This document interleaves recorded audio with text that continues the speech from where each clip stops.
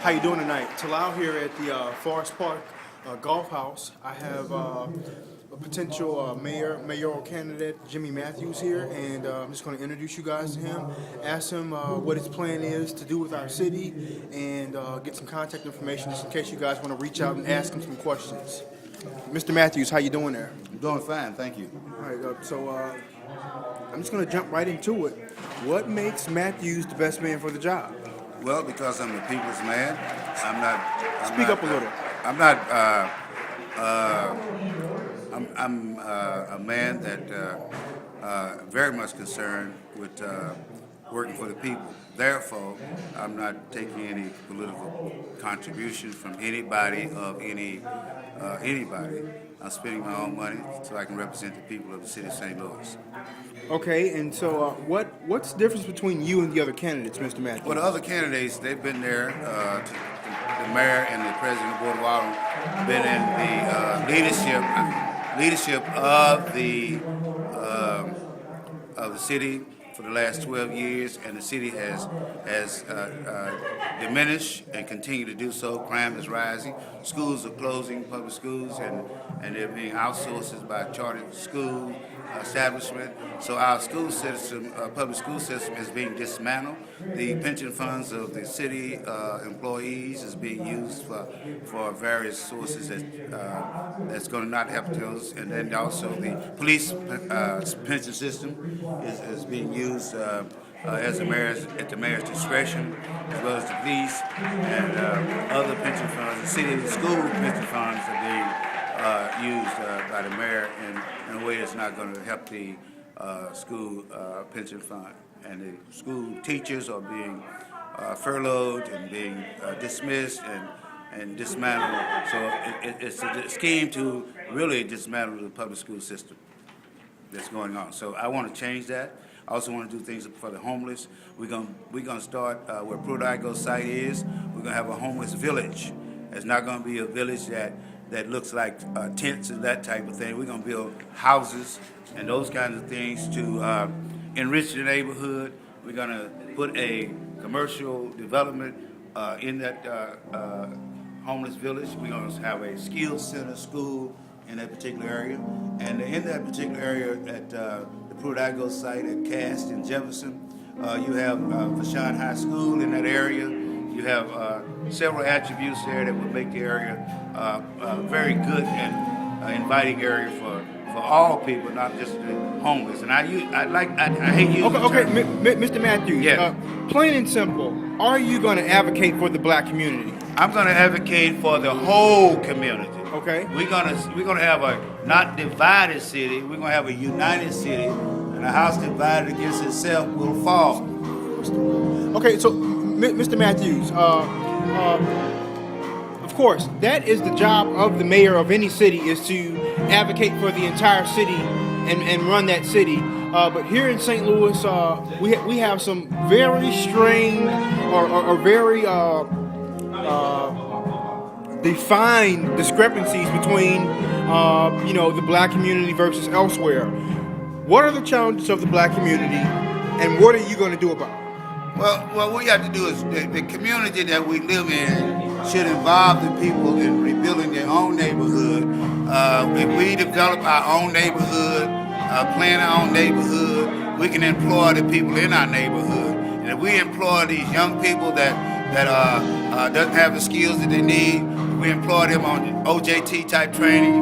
I have a strategy for homeowners that are presently in the community in North St. Louis and other areas of the city, whereby we will give grants to homeowners to repairs that are needed to bring the houses up to code and those kinds of things. And that will involve home repair businesses, and they will hire young people and others in their business, and we will help promote their business to be successful. And business successful, they hire some more people. So what you're talking about, Mr. Matthews, would that be something different other than the community development block grants, or would there be something extra? Yeah, well, see, when you build your own neighborhood and you don't bring somebody from outside the neighborhood, like Paul McKee, who's from somewhere, I don't know where, but we need to have the people in the community involved in the building of the community. So if you're involved in building your own neighborhood, you have more attachment to that community, and you are employing yourself to build your own neighborhood. So with my Nehemiah approach, I have a Nehemiah approach plan, is that it involves the people in the community to build the community. I see. Okay, so we're going to have to speak a little louder because there's a live band here.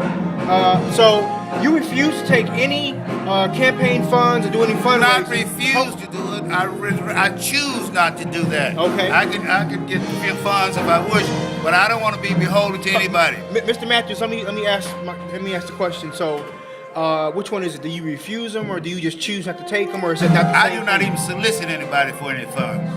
So are you saying that you are open to receiving if someone? No, I am spending my own money, and I want to do it this way rather than do it the way of my opposition. When you spend your own money, you have more interest in the community. But when you're spending somebody else's money, then that is not a commitment, I think, of that particular elected official.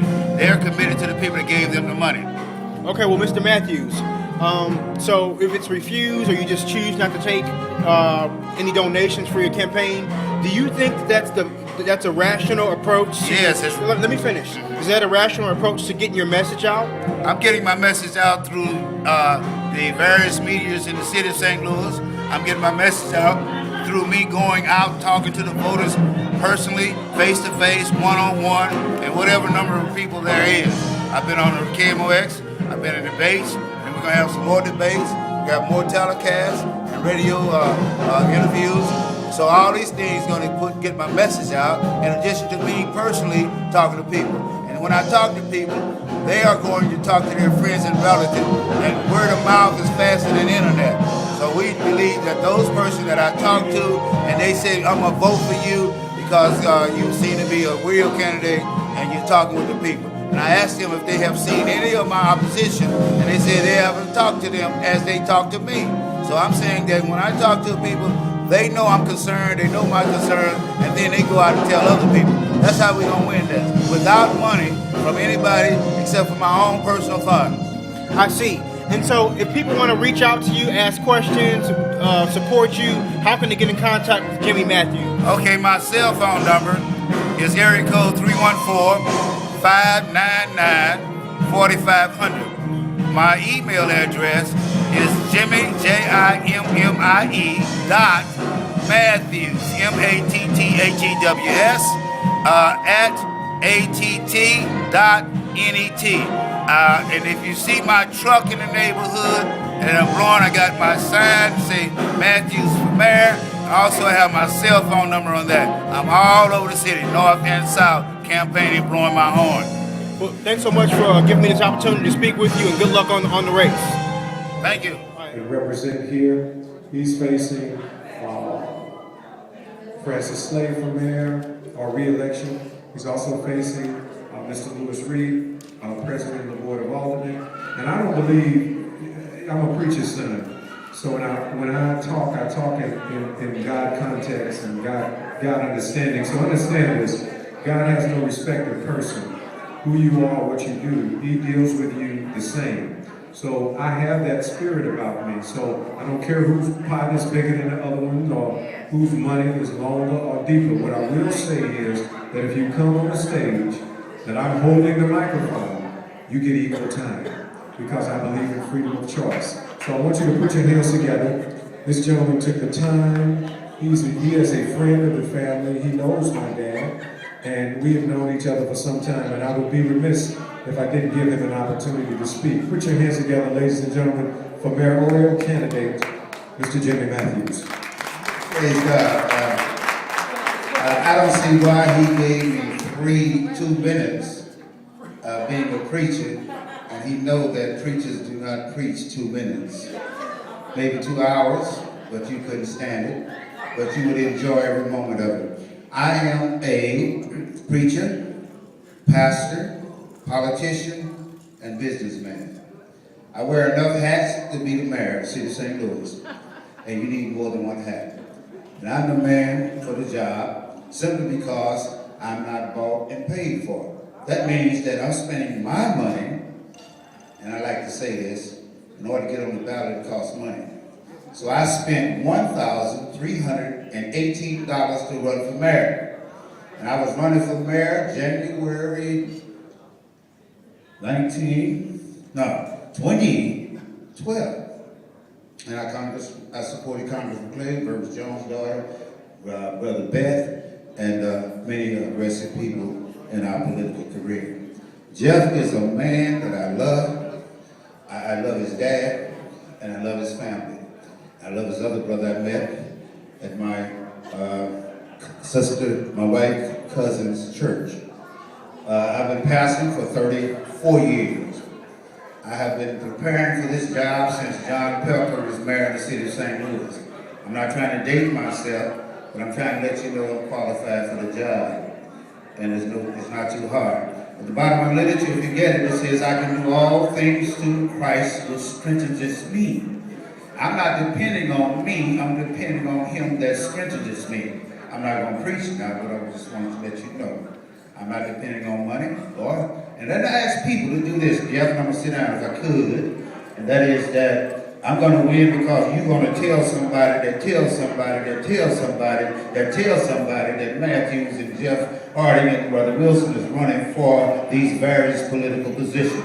You need good folks to have good government. And don't expect bad folks to do good stuff. And we've been going too long and vote for the people that's not doing the right thing.